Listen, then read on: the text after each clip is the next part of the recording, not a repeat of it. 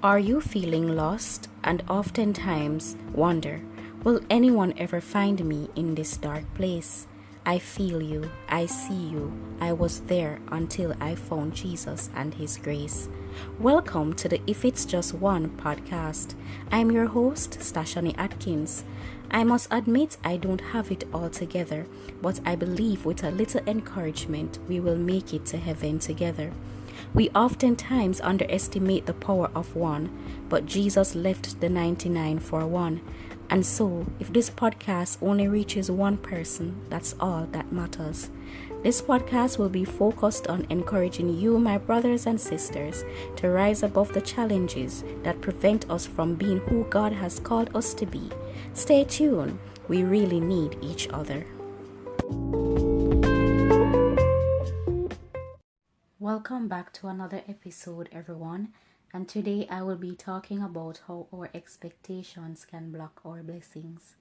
How many times have we missed a blessing because it didn't come in the way, shape, or form we're expecting?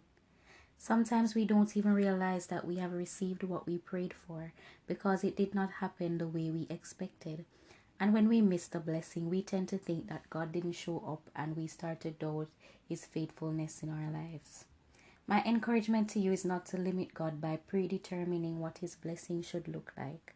It's so important for us to have an open hand and an open heart, knowing that God will do far more than we can imagine, and so we won't doubt God's goodness and work in our lives. Another thing about expectations is that when we get too fixed on the way we want something to work out, it often leads to disappointment, which can lead to resentment. So if we have prayed to God for something and it didn't turn out the way we envisioned it in our minds, we may be disappointed, which may also lead us to being angry at God just because He didn't answer our prayers in the way we expected. It's like getting a gift that we have always wanted, but because it didn't come in the packaging we're expecting it, we feel disappointed and then upset. And we might even not open the package because we're so hung up on what the package should look like that we end up walking away from something we have wanted all our lives just because of our expectations.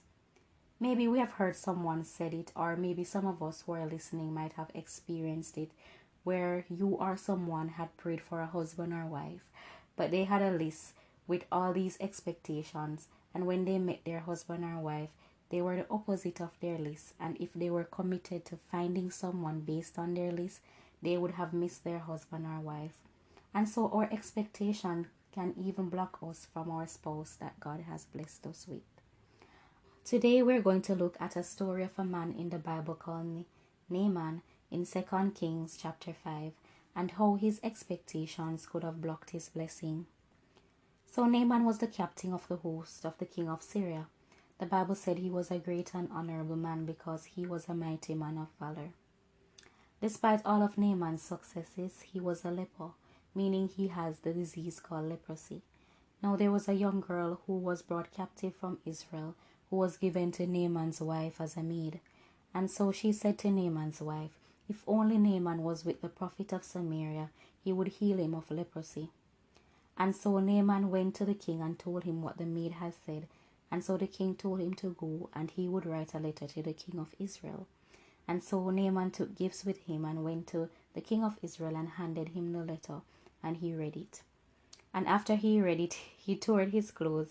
He tore his clothes and said, am I God that I should kill and make alive?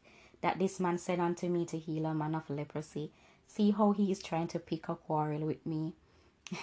But it was Elijah the prophet who was supposed to heal this man. And so when he heard what happened, he sent to the king and tell him to send Naaman to him, that he shall know that there is a prophet in Israel. And so Naaman came and stood at the door of the house of Elijah. But Elisha sent a messenger to him, saying to go and wash in the Jordan River 7 times, and he shall be healed and become clean. But the Bible says Naaman was angry when he heard this, and he went away because he was expecting Elisha to come out and stand and call upon the name of the Lord his God, and would wave his hand over the place and heal him of his leprosy. And he's saying that if Abana and Pharpar aren't rivers in Damascus and they're better than the rivers in Israel, so why didn't he send him to go and wash there? So we see Naaman was upset because his blessing was not coming in the way he expected. He expected Elisha to come out and call upon the name of the Lord and heal him, but that was not the case, and so he got angry.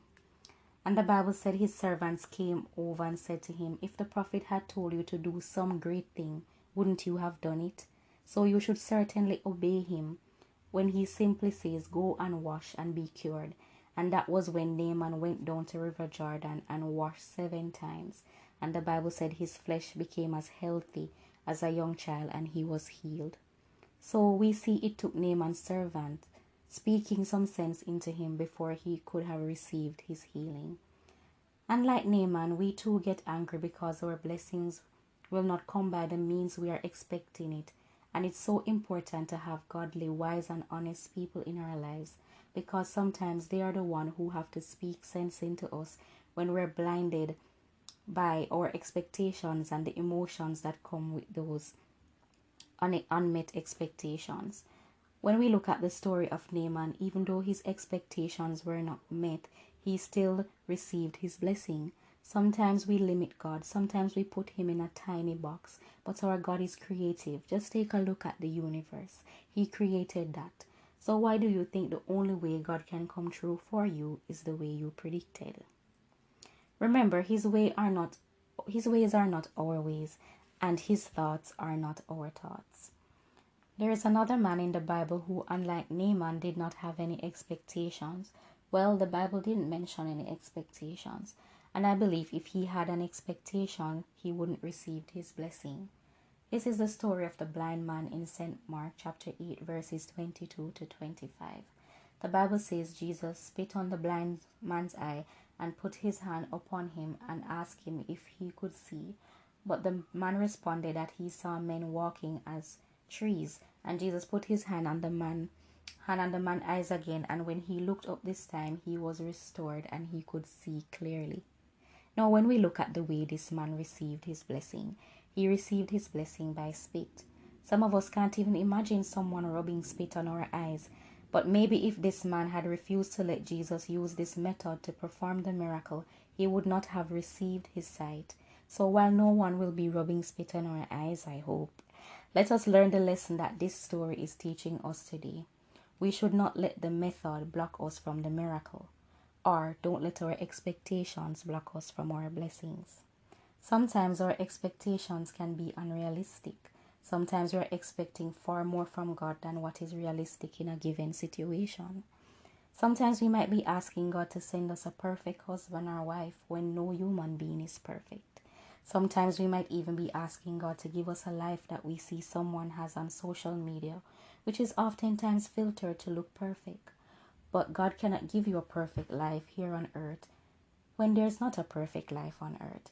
In St. John 16 verse 33, Jesus tells us that in this world we shall have tribulation, but we should be of good cheer because he has overcome the world. So let us take the time today to appreciate the life God has given us, the blessing he has bestowed on us, and get rid of the unrealistic expectations. Some of you today might even want to give your lives to Jesus, but you are being hindered by your own unrealistic expectations. You might be expecting yourselves to become a better version of yourself before you can fully give your life over to Jesus. You might be expecting yourself to sort out some things in your life before giving it to Jesus, but that is an unrealistic expectation because you can't fix yourself, you can't make yourself better. I encourage you to go to him as you are, and you won't stay as you are, because he is the potter and you are the clay, and so he will shape you in the person he has created you to be. Give your life to Jesus today, because he has already left the 99 to free you from your expectations.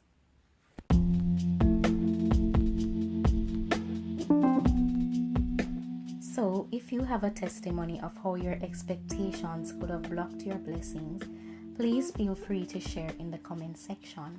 If this episode has encouraged you, please like and subscribe and share with someone you think it will encourage. See you in the next episode. And remember, we need Jesus and we need